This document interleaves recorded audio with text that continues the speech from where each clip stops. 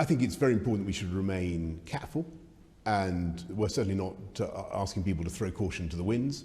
COVID remains, a dangerous disease, particularly if you haven't been vaccinated, and particularly if you're vulnerable. So please, everybody, there are still people who haven't been properly vaccinated. There's still people who haven't had their booster.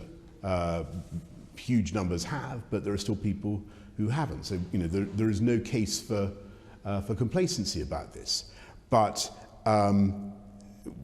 we've now reached a stage, thanks to the efficacy of the vaccine rollout, particularly the booster rollout, which we did voluntarily, by the way. If you compare most other European countries, it was amazing what the British people did.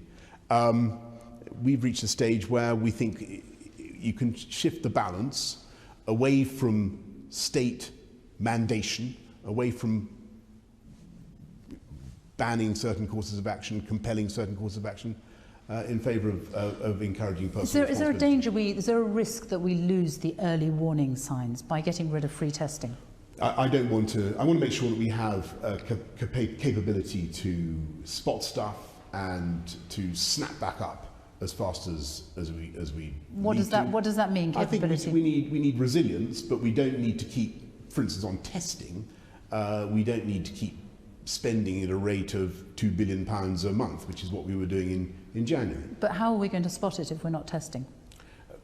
Because we will be testing at a much lower level, but I'm afraid what we can't do is continue with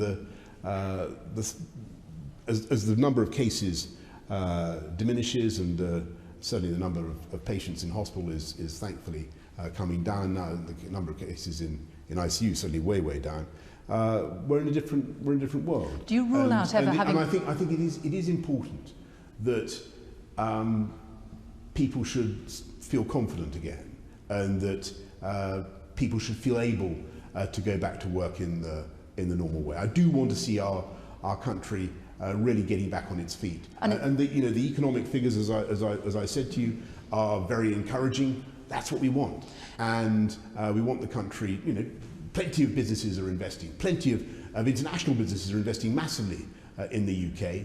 I'm not saying that we should throw caution to the winds, but now's the moment for everybody to get their confidence back. Have we seen the end of restrictions in England, at least? Will we never have to live under restrictions again for COVID? I don't want to go back to that kind of non-pharmaceutical intervention. I want to be able to address the problems of the pandemic with a vaccine-led approach. That's what I want. But I'm afraid you've got to be humble, as I've often said. You've got to be humble in the face of nature.